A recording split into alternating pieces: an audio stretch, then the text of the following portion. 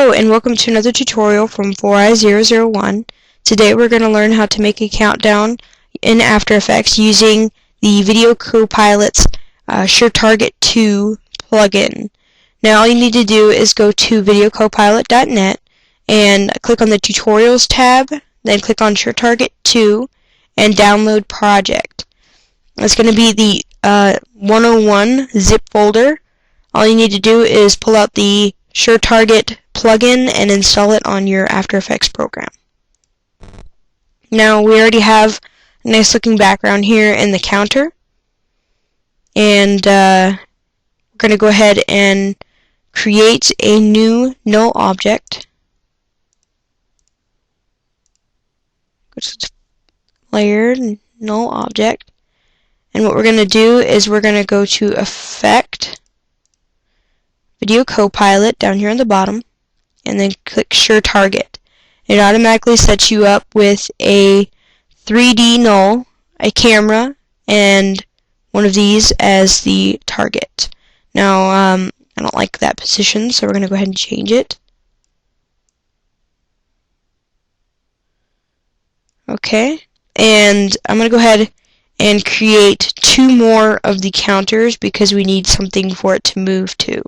So we're going to go Control D. We're going to do it twice. Now I can move these wherever I want. I'm going to go to Custom View 1. And I can move these wherever I want. Now I'm not going to make it too complicated, but we do want these to be moved out of the way enough so that they will not be seen in the background of the first countdown. There you go. Now we're going to go back to the null and we're going to go ahead and set up our targets. And we're going to go to counter 1. Before we set up the second one,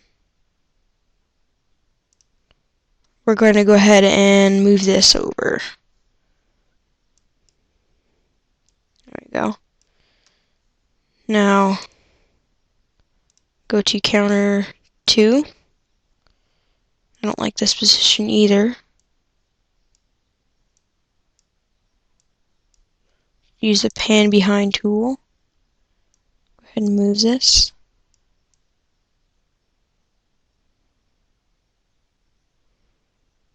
There we go. And then 3. And then we'll go ahead and put it back to the number 1, 2, 3. Go ahead and do it again. 1, 2, 3. We'll go back to 1. Now the reason why you need to set it up this way is if you set it to 1, 2, and 3, and then in here when you go to punch it in as such, the transitions will not work right and it'll mess everything up. So just set it up that way to where you have everything in order on your targets, and make sure all the 10 are used, because the way we're going to set it up, we're going to need all 10. So we're going to go ahead and hit the SureTarget keyframe, and we're going to move this forward 30 seconds. We're going to hit it again. Oops. Hit that, move it forward 30 seconds, and then hit the keyframe again. Move it forward a couple of seconds because we don't want it to take too long to transition between 1 and 2. And there you go, it makes another keyframe. Then you move it forward another 30 seconds and hit the keyframe again.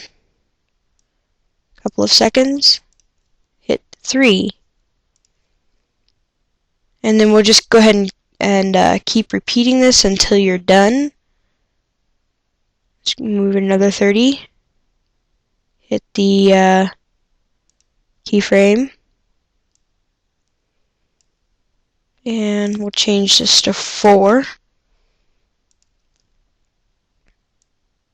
Another few seconds. Keyframe.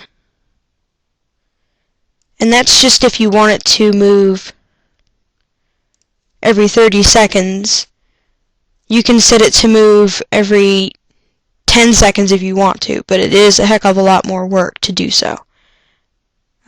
So I'm choosing 30 seconds. I had one that I had made that would move every minute, and it kind of lost my audience's attention, so I'm changing it to 30 seconds now instead of every minute, so that they can see that there's actually something going on. Okay, we're almost done. Oops, delete that. Change this to 7.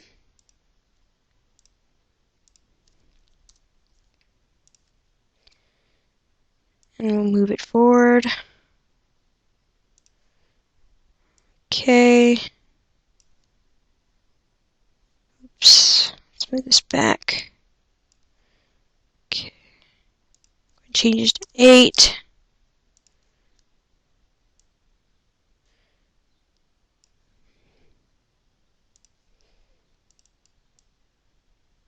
Okay, now 9. And then the last one, 10.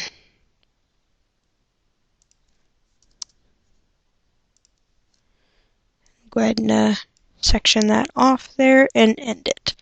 Now when we go through here and we see that the transitions, let's say one of the targets doesn't come out right, it ends up in the middle like that, then we can go ahead and use the pan behind tool and change that and put it in the middle there. Only thing is it changes everything else. So let's see.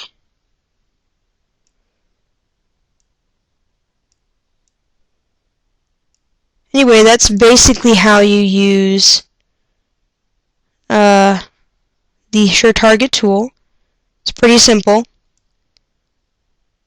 And just go ahead and line everything up here. Now if you wanted to, you could go ahead and put in a particle world like I've showed you, or you could add a bunch of different effects, like I have videos that could go in the background that you set to add, and they have a bunch of different transforming modes, such as one of them is called Flourish, and it looks like a bunch of flowers blooming, or if you're not one for flowers, then there's one that has arrows or particles that look different than the particle world. You could pretty much use whatever you wanted. And there you go. I've set everything up there. Now, if you did want to have your camera move, you could go down here, let's see, to transform, and you could do the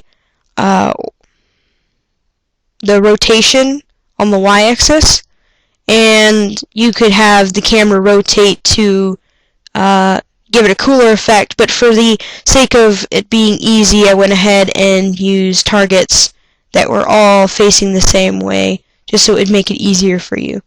Now, next time we can learn how to do that, and it would be a little bit harder, but it would be worth it and make it look pretty cool.